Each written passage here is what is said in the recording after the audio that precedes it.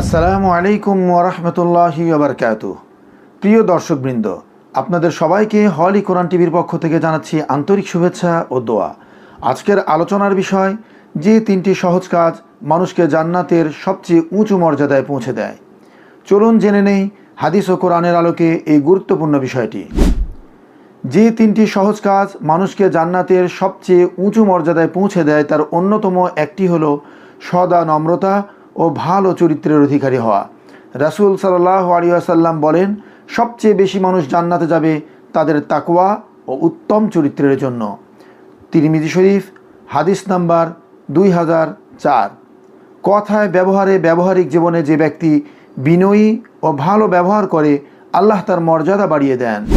দ্বিতীয়ত, আল্লাহ রাব্বুল আলামিন এমন ব্যক্তিদেরকে জান্নাতের উঁচু মর্যাদা দান করবেন যারা সালাত প্রতিষ্ঠা করে।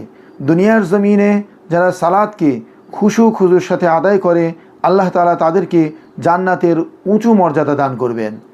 আল্লাহ রাব্বুল আলামিন পবিত্র কোরআনে কারীমে বলেন, ইন্নাস সালাতা তানহা আনিল ফাহশাই ওয়াল মুনকারি ওয়াল বাগয়।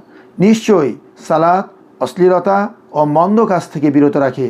সূরা আনকাবুত আয়াত 45।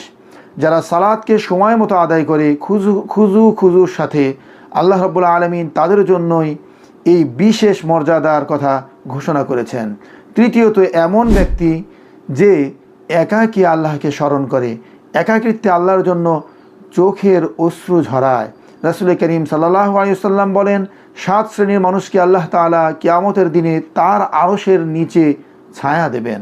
তাদের মধ্যে অন্যতম একজন হলো যে একাকী আল্লাহকে স্মরণ করে এবং আল্লাহর হস্তে যে অশ্রু ঝরায়। সহিহ বুখারী। রাতের নিঃশব্দ সময়ে একা বসে আল্লাহকে স্মরণ করা, এটা যেন আত্মার সত্যিকারের এক প্রশান্তির বিষয়। প্রিয় দর্শক, এই তিনটি কাজ আমাদের প্রতিদিনের জীবনের মধ্যেই আছে, কিন্তু আমরা অনেকেই সময় মতো এর গুরুত্ব দিই না।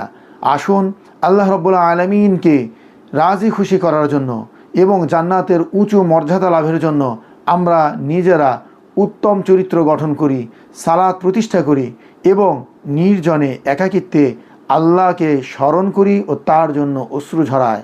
আল্লাহ আমাদের প্রত্যেককে তার সন্তুষ্টি অর্জনের তৌফিক দান করুন, আমাদের আমলগুলোকে কবুল করুন এবং জান্নাতের উঁচু মাকাম দান করুন।